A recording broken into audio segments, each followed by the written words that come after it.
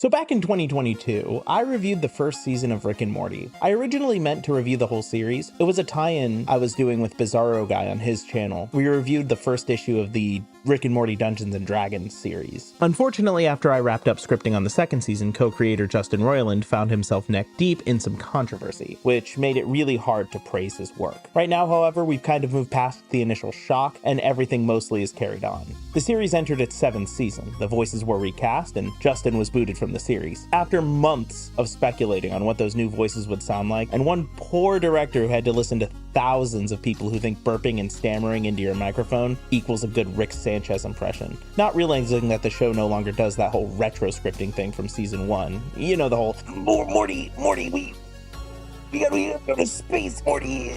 You get the idea. We finally land on our new voices, Ian Cardoni as Rick, and Harry Belden as Morty, two up-and-coming actors who just landed their breakout role. Everyone was afraid that this would lead to a drastic change in how Rick and Morty sound because Royland's portrayal was so iconic, but the transition was seamless. These two do a really good job at portraying their respective characters. So now that the show has moved past this controversy, I wanted to take another crack at this review and tackle Season 7. Finally, let's get into this. Hey Biz, when did you get here? This is my house, void, whatever. You've just been living here for a year. You said I could crash here for a while. Yeah, a while. I mean, like a few days, not a whole year. I was very clear at how long I wanted to stay. Ah, jeez. Well, I'm reviewing Season 7. Do you want to do something like a collab thing like we did for that comic? Well, I was gonna shake down the Easter Bunny for 50K, but this sounds like a far better use of my time. So yeah, let's do it. Wait, it was Valentine's Day a month ago. You're not going after Cupid? We stopped talking after I told his wife that love is just a chemical imbalance that forces animals to mate. Is that why you only attract clowns? Youre the Opening!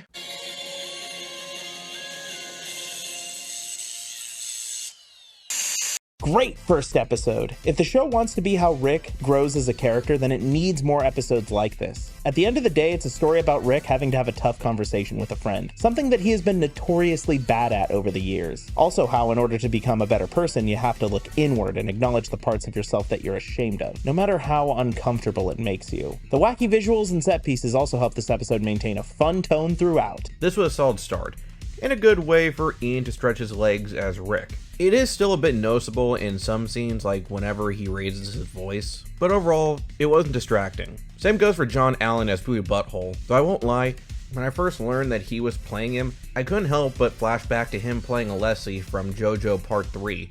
Maybe that was why he was so good at kidnapping kids. No, we can't do any JoJo references. Why? Look, it all started when the creator... And that's why I can never eat butter again. Dude, I'm so sorry. Anyway, this was also very relatable, as we've all been both Rick and PB, with the frustration and awkwardness that these moments give, which helps bring some true heart. Plus, that Predator scene was sick as hell. Wasn't expecting a Disney crossover. And it even ends with that random taco store, which is miraculously open at 6 in the morning. You've been there, don't lie. Honestly, this episode was a ton of fun. Jerry and Rick swap bodies, but keep a piece of each other's personality. Then they merge back and become Jerricky, an amalgamation of the two. I like how this actually shows the audience what's good about Jerry. I've long believed he's a character that just gets too much hate, so it's nice to see him in an episode that highlights his best traits instead of dumping on his worst. Also, when will Rick admit that they're friends? How many times are we gonna have to do this whole song and dance? Well, it did give us the Whirly Durly and Fortune Cookie episode, so it hasn't worn out its welcome quite yet. Still though, I'm gonna miss you, burger and fries. Then there's the B plot with Morty and the alien gangsters. Besides giving Harry more to do as Morty, it shows how cocky he's gotten, as just being associated with Rick has made him feel invincible, something to look at later, but at the same time showing how he can easily lose control when the slightest hint that something might go wrong. I will say how we get Jerry and Rick back to normal was a bit of a cop-out, but hey, the rest of the episode was still pretty fun, and we even got to see Dream Rick again, though not in the best situation. I just feel dirty after watching this one. It's an okay episode, but for some reason every character is at their absolute worst. Except, ironically, Rick. It's another episode where the president reveals that he's a massive piece of garbage, and you have to watch him fumble around in an awkward relationship with Rick's therapist, Dr. Wong. Again, it's funny enough, but I can't help but feel dirty in the end. Also, Unity is back. I had a bit in my season 2 review about her, so I'll sum it up like this. I don't like Unity as a character. I get how she's supposed to relate to Rick as a metaphor for his toxicity, but I don't think it works as well as the writers had hoped. That being said, in this episode, she's fine, I guess. This episode kind of fumbled the ball, especially when it came to the return of Unity. Like her or not, Unity left an impact on Rick and the fans, to the point where there is still fan art being made paying tribute to that garage scene. But any chances of doing anything interesting with her was unfortunately bogged down with stuff like the president trying to get with Wong, which, I'm gonna be honest, I didn't need that to happen. And the gross out humor of seeing the president taking control of the hive and then losing it was just, yeah, I didn't need that. Also, I think it's a bit of a step backwards when it comes to Rick's character, especially when he's confronting Unity.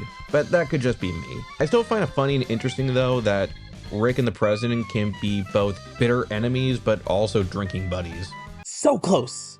We were almost there. This episode presents an interesting scenario, as unlike most Rick and Morty episodes, it has a little social commentary, that being the topic of, well, for YouTube's sake, let's just call it self-spaghetti. If you know, you know. Specifically, the controversy of assisted self-spaghetti, which is an uncomfortable topic for exactly the reasons you'd expect it to be. Rick and Morty manages to show both sides of the topic, touching on things that isn't often brought up in these discussions, such as if it is made legal, how greedy corporations could take advantage of that and have their hands in people's lives. It also uses the ending to show the value of a human life as it's coming to an end, as everybody has to watch the story of Fred Bunks. Not just the best parts of his life, but his struggles too. Honestly, this montage is the best part of the episode. It manages to paint a perfect picture of the man's life as he lives his final moment, his passions, his struggles, his imperfections, his weird flaws and quirks without saying a single word, all topped off with a soul-crushing cover of Live Forever by Kotomi and Ryan Elder. It's truly a masterpiece of a scene, even taken on its own. The only problem?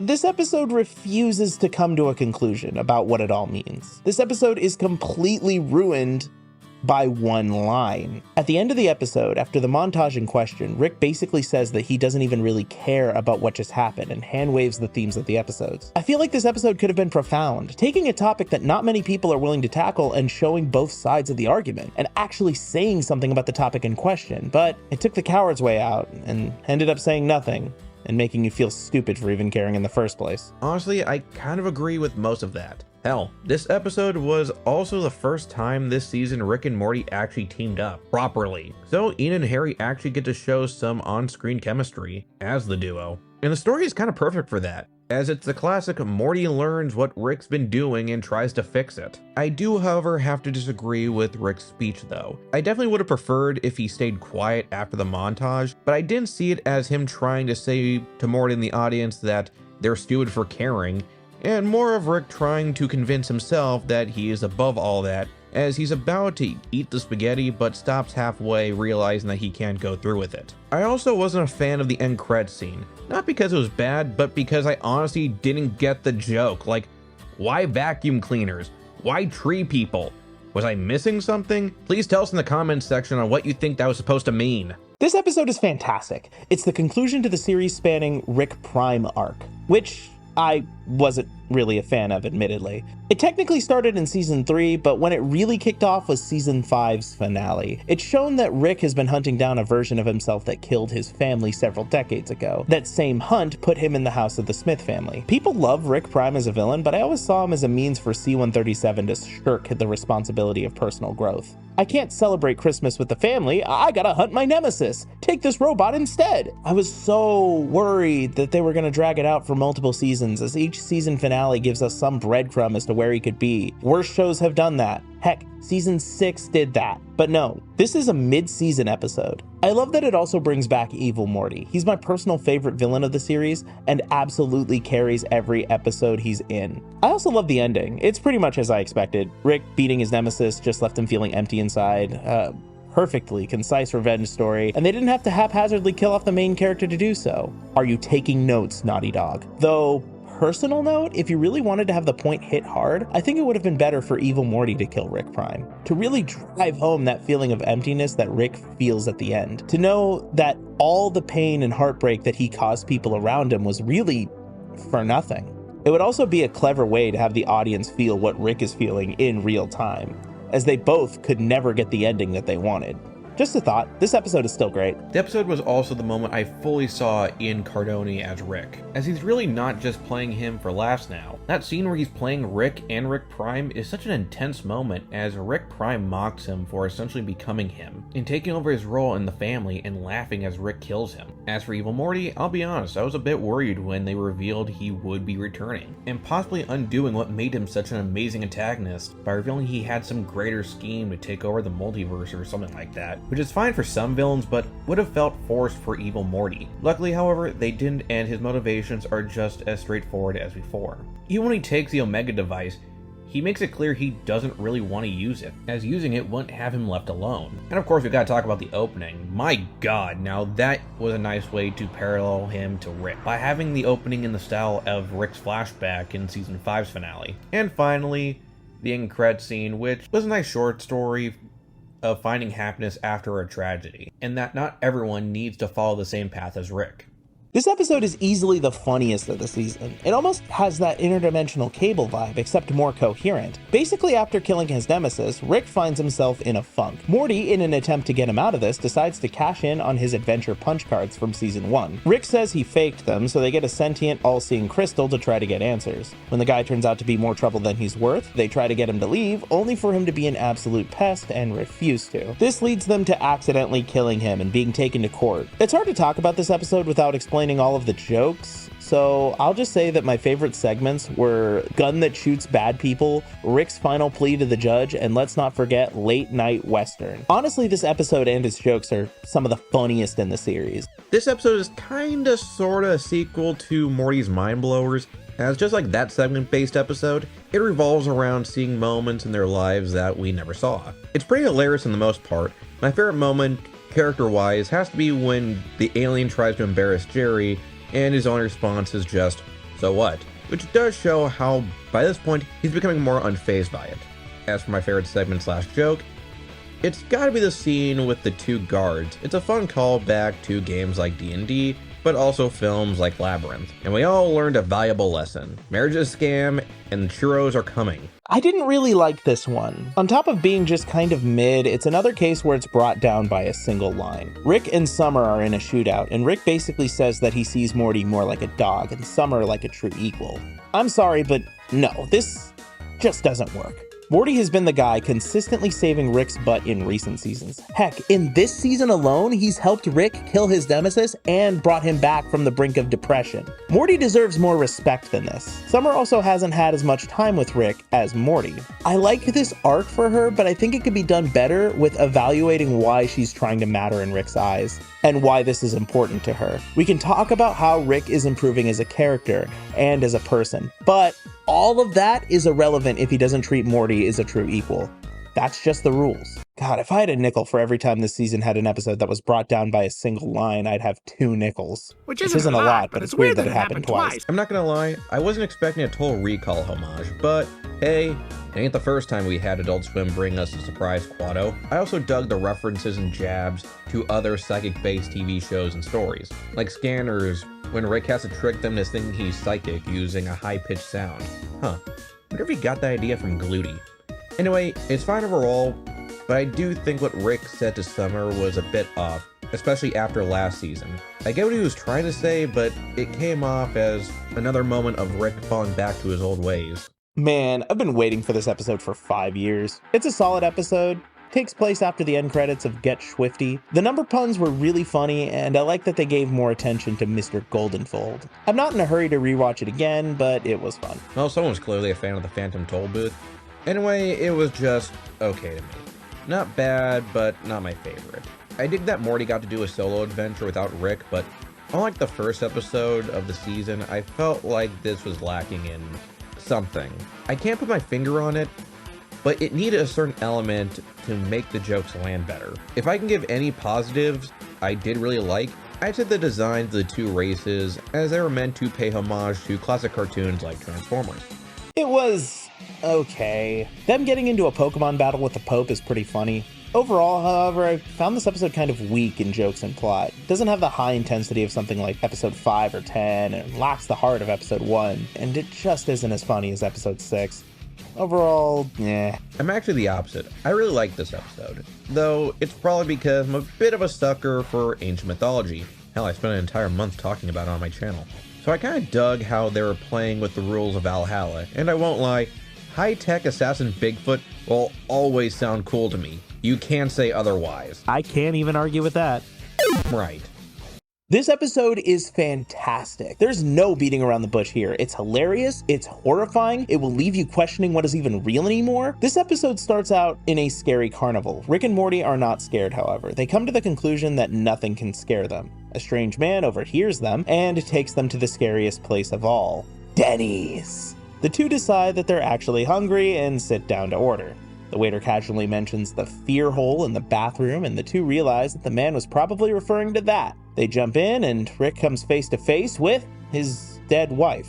The hole begins to play tricks on him, doing whatever it can to keep him and Morty in the hole. All the while, Morty has to separate Rick from a being literally feeding on his fear and desires. I feel like I should make a fear and hunger joke here. This episode is an emotional roller coaster through and through. It starts with these very personal scenes between Diane and Rick, and then we're suddenly thrust into questioning what's real and what isn't, as Morty thinks he escapes the hole multiple times only to realize he's still in it, using it as a veil to discuss why happiness can be terrifying to many people. And while I disagree with the conclusion this episode ultimately comes to, there's no denying to many people it's relatable, and that's the scary part. This is why I come to Rick and Morty. This show gets a lot of heat for not quite living up to the potential of what it could be, and from me as well. But episodes like this remind us exactly why we love the series to begin with. Only this show could pull off an episode like this. It's got it all. Wacky sci-fi premise, high stakes rooted in characters' personal hardships, the struggles of nihilism fully explored.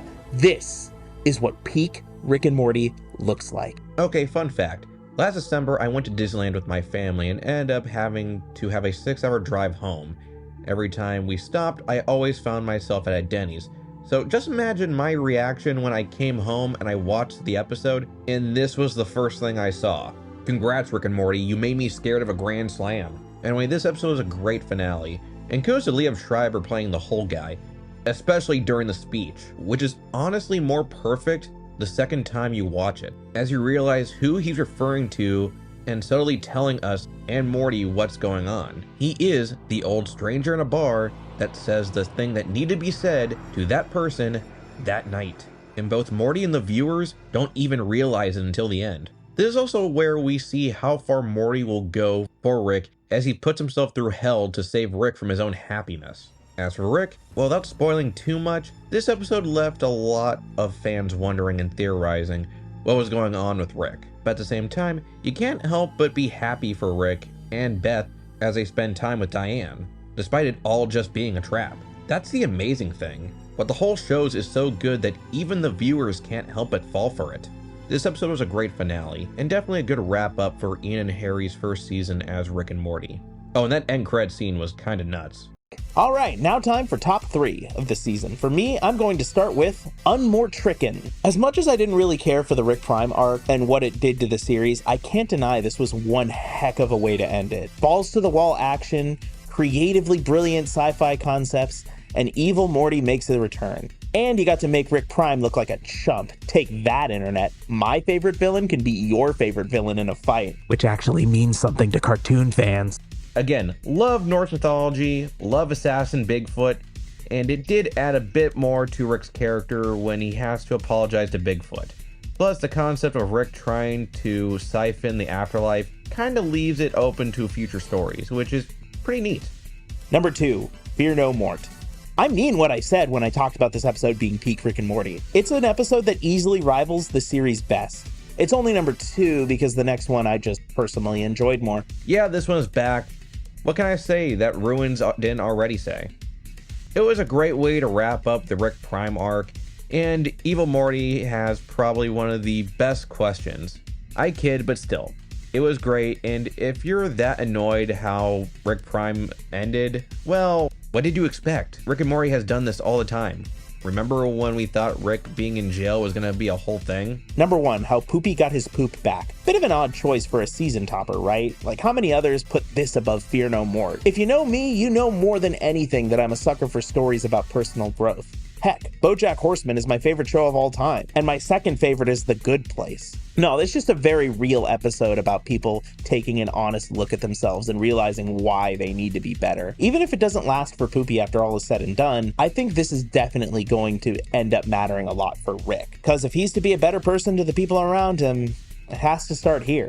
I'm not gonna lie, this was a tough one for me. I was really close to picking Fear No More. It's a perfect horror story and a great character study, but the beauty of Rick and Morty is that it can be all of that, but also hilarious. And I feel like episode 6 did that perfectly, especially since the whole reason it happened is so Morty can help Rick out of his funk. Also, having the family involved was pretty great since they didn't get as much play this season altogether. As I said, it had the best Jerry moment throughout the whole season. Sorry, burger and fries. Plus, I'd like to add that while Royland's clip show extravaganza was a major part of the early seasons, this episode keeps that spirit alive, though with less improv, showing that the show has managed to keep along even in the presence of this major hurdle. It was a tough call to cut this one. I'd definitely have to call this my number 4. I think that about wraps up season 7. It was a stellar season. It will be remembered as one of this show's best. But before we wrap up here, I'd like to take a minute to talk about Justin Roiland. In early 2023, Justin Roiland got into some serious legal trouble that overall put his career in jeopardy. I won't get into it here as it's a lot to get into, and it's not really something this channel is equipped to discuss. There are several channels who cover this sort of thing, so if you want more information, you could probably find it there. After a tough legal battle, Justin was, however, acquitted of all of his crimes. I can't say for sure what really happened behind the scenes, but what I can say is that Justin is not a good person. In light of all this news, people who worked with Justin Roiland started sharing stories of his behavior, and it paints a disturbing picture. Justin was impossible to work with. It was a gamble whether or not he would even show up to work. People would only know he was there if they heard his dogs barking outside. Midway through season 2, when he did show up, he would avoid the writer's room entirely. Things got so bad that Harmon and co. would consistently brush up against deadlines with nothing to show. People actually say that it was easier to get things done when he wasn't around. He was consistently rude to the people around him and would even bring adult actresses to work. Mr. Tubman, you cannot bring your girlfriends into the recording booth! Don't blow this for me, Chimendez! He would show up drunk and treat the studio like a frat house. People on Solar Opposites say they haven't even met him, despite him being a key member on the staff. When you ask people about this, they'd write it off and say that he was a genius and these were just his methods. He wasn't.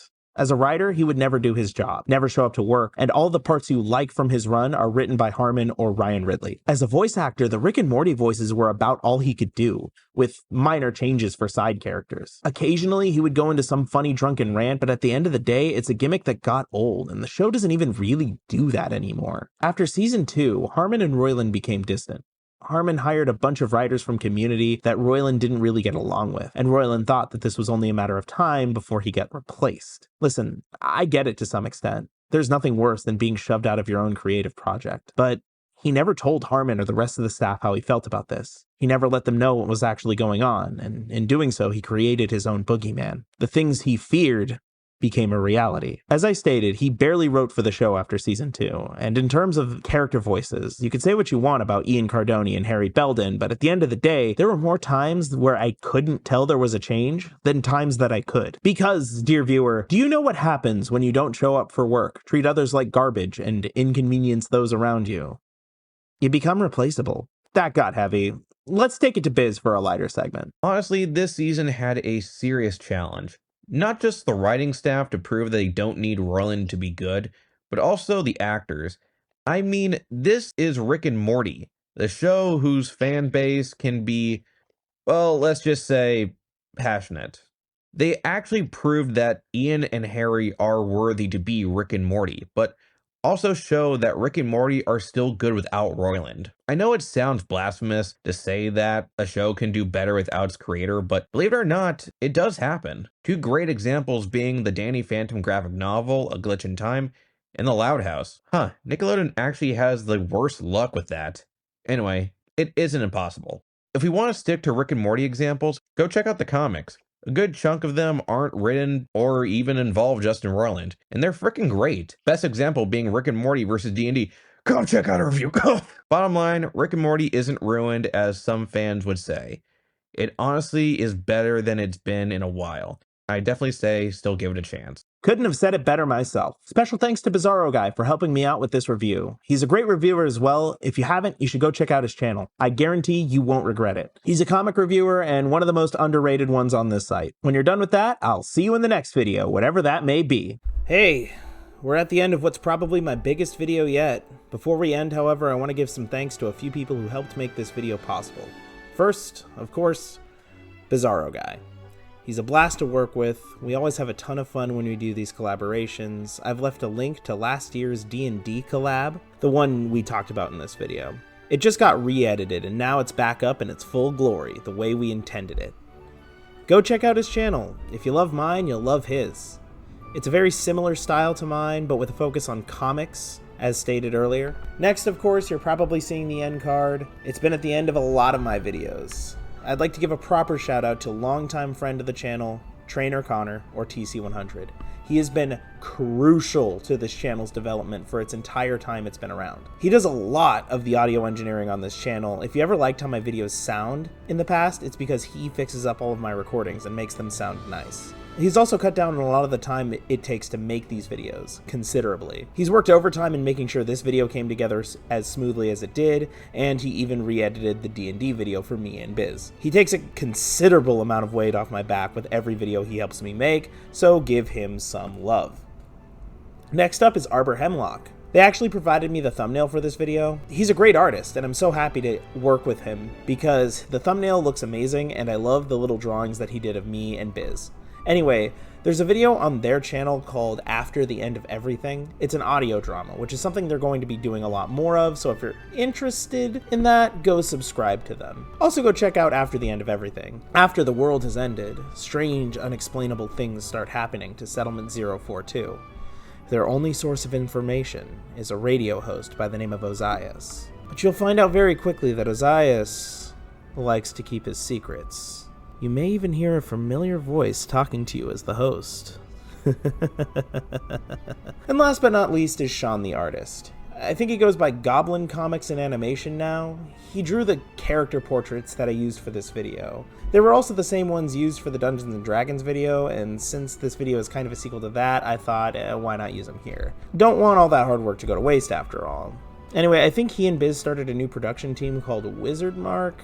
I don't know too much about what's going on over there, but they're working on a comic called Transylmania, and Biz tells me they always have a blast when they get to work on it. So if you're curious, go check out that on Biz's channel or on Sean's channel. Anyway, that about wraps it up in terms of credits. This took me a long time to make, a lot of effort and love, and I'm really glad you guys finally get to see it. I've been putting it together since March, and I'm happy our work has finally come to light. As for content going forward, I actually have a lot of stuff that I can't wait for all of you to see. I've been working a lot this year on content, and now we're at a point where I could just sit back, relax, and finally release some of the big projects I've been excited about all year. I recently did a short film. I'll make a community post about that. The rest of September will be pretty light in terms of content on this channel. I might have a few things coming out in October if they don't get pushed back, but I'm really excited for what's to come out in November. Anyways, if you don't want to miss it, be sure to subscribe and follow me on X. Thanks to everyone who contributed to making this video possible. I legit could not have done it without you guys. Thank you to the fans for watching and supporting. It means a lot and it goes a long way. And I'll see you guys on the next one, whatever that may be. By the way, did you guys hear about that Rick and Morty anime? God, it's so surreal and exciting to see things like this. It's a great time to be a fan, honestly. Anyway, I'm gonna go and make some spaghetti. I think I'm gonna be sick.